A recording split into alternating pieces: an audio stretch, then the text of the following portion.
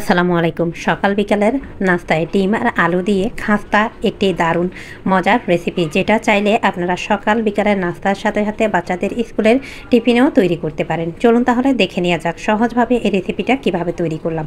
এই জন্যে আমি একটি মিক্সিং বোল, এর মাঝে 2 কাপ পরিমাণ আটা, একটু মুচমুচে করতে চাইলে 1 টেবিল চামচ পরিমাণ কর্নফ্লাওয়ার, আর দিয়ে দিচ্ছি স্বাদমতো লবণ। এবার দিয়ে দিচ্ছি 1 চিমটি পরিমাণ কালো জিরা। এটা সম্পূর্ণ অপশনাল, চাইলে বাদ দিতে পারেন। আরও একটু বেশি খাস্তা চাইলে সেক্ষেত্রে তেলের পরিমাণটা একটু বাড়িয়ে দিবেন। আমি 3 টেবিল চামচ পরিমাণ রান্নার সয়াবিন তেল দিয়ে এবার নর্মাল টেম্পারেচারে পানি দিয়ে ভালোভাবে মেখে শক্ত টাইট একটা ডো তৈরি করে নিচ্ছি। কারণ ডোটা আমরা কিছু সময় যখন রেস্টে রাখবো তখন এই ডোটা আরও কিছুটা নরম হবে। শুরুতে যদি নরম করি, পরবর্তী সময়ে আমরা এর লুচিটা বানিয়ে এর ভেতরে পুরটা ফিল করতে পারবো না। এইবার আমি ঢাকা দিয়ে একটা সাইডে রেখে দিচ্ছি 10 থেকে 15 মিনিটের জন্য। এরই ফাঁকে আমরা চুলায় একটি প্যান আর কিছুটা রান্নার সয়াবিন তেল আর রসুন কুচি দিয়ে এইবার বেশ কিছু কাঁচামরিচ কুচানো দিয়ে দিচ্ছি। ঝালের পরিমাণটা আপনারা বাড়িয়ে কমিয়ে নিতে পারেন নিজের পছন্দ মতো। এইবার দিয়ে দিচ্ছি পেঁয়াজ কুচানো, সাথে একটি মাত্র ম্যাজিক মশলা। এই ম্যাজিক মশলাটা দিলে এর স্বাদ আরও দুর্দান্ত হবে। দিয়ে দিচ্ছি কয়েকটা লাল কাঁচামরিচ কুচানো দিয়ে একটু রান্না করে চুলা থেকে নামিয়ে একটা সাইডে রেখে দিচ্ছি।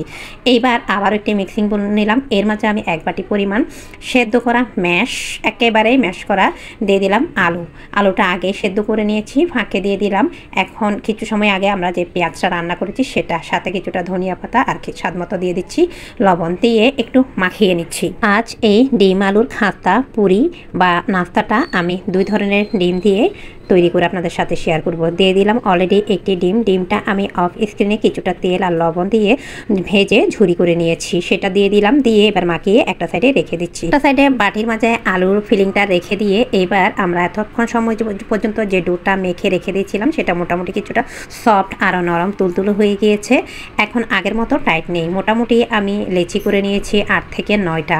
আর এবার কিছু আটা ছাড়া সহজভাবে যেভাবে দেখতে পাচ্ছেন ঠিক সেভাবে আমি ছোট করে লেচি বা লুচির মতো বেলে নিচ্ছি। বেলে নেওয়া হয়ে গেলে এই লুচি বা পুরির মতো করে বেলে নিতে হবে, খুব বেশি মোটাও না আবার খুব বেশি পাতলাও না। এবার আমি বাটি থেকে সেই ভেতরের আলুর পুর অথবা ফিলিংটা এইভাবে দিয়ে দিচ্ছি। দেওয়া হয়ে গেলে মাঝে আমি অফ স্ক্রিনে আরও একটা ডিম সেদ্ধ করে রেখেছিলাম, পাশাপাশি স্লাইস করেছি। আর স্লাইসটা ঠিক এইভাবে মাঝ বরাবর দিয়ে 4 পাশ থেকে এইভাবে কুচির মতো করে আমি সিল করে দিচ্ছি, যেমনটি আপনারা দেখতে পাচ্ছেন। যেহেতু আমাদের লুচি বা পুরির ডোটা খুবই সফট, এই সময় আমাদের কোনো এক্সট্রা পানি বা আটার প্রয়োজন নেই। একটু আলতোভাবে এইভাবে চাপ দিলে আমাদের কিন্তু আকাঙ্ক্ষিত সেই খাস্তা আলুর নাস্তার শেপটা আমরা পেয়ে যাব। একইভাবে আরও একটি আপনাদের সাথে এইভাবে ভাঁজ বা কুচি শেয়ার করে দেখিয়ে দিচ্ছি কিভাবে আমি আসলে শেপ দেই। এইভাবে চাইলে আপনারা ছড়ানো কোনো প্লেটে রেখে ডিপ ফ্রিজে ফ্রোজেন করতে পারেন, আবার নর্মাল ফ্রিজে 1 সপ্তাহ পর্যন্ত রেখে অনায়াসে বেশি পরিমাণ তৈরি করে যে কোনো সময় সকাল বিকালের নাস্তা বা বাচ্চাদের স্কুলের টিফিনেও দিতে পারেন। আমার 9টার ভারী লেচি বা এই নাস্তাটা তৈরি হয়ে গিয়েছে। আমি এখান থেকে 3 থেকে 4টার মতো ফ্রোজেন করব, তাও আবার 2 থেকে 3 দিনের মধ্যে কিন্তু আমরা খেয়ে ফেলবো।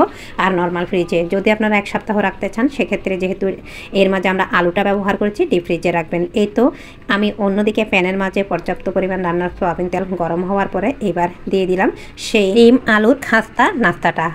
তেলটা বেশ ভালোভাবে গরম হতে হবে, তারপর আপনার 2-3টা যে কয়টাই ধরবে আপনাদের প্যানের মাঝে সেই অনুযায়ী দিয়ে দিবেন। তেলটা খুব বেশি গরম না হলে খুব দ্রুত লেচি বা পুরির মাঝে আমাদের এই নাস্তার মাঝে সহজভাবে তেলটা স্যুপ করে নেবে। আর এক পাশ থেকে অতিরিক্ত গরম তেল একটু ধুলিয়ে আপনারা নাস্তার উপর দিয়ে দিবেন, এতে করে নাস্তাটা খুব দ্রুত ফুলে উঠবে। এতে একটা সাইড ভালোভাবে হয়ে যাওয়ার পরে অন্য সাইড বা পাশটা এইভাবে উল্টে দিচ্ছি। যেহেতু আমরা এই নাস্তার মাঝে আলু আর ডিম ব্যবহার করেছি, তাও আবার ভিতরে ফিলিং হিসাবে, তাই এটা খুব বেশি অতিরিক্ত ফুলকো সেটা হবে না, ফুলবে কিন্তু মোটামুটি হয়ে, অতিরিক্ত ফুলবে না।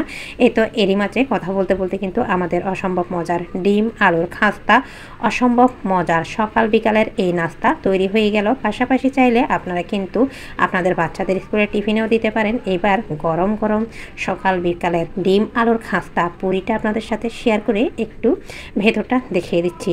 আসলে এতটাই মজার, বাসায় তৈরি না করলে বুঝতেই পারতাম না। প্রত্যেকটা রেসিপি কিন্তু বাসায় ট্রাই করার পরে আপনাদের সাথে শেয়ার করি। সব কিছু মিলিয়ে আমাদের আজকের ভিডিও এই পর্যন্ত। ভালো থাকবেন।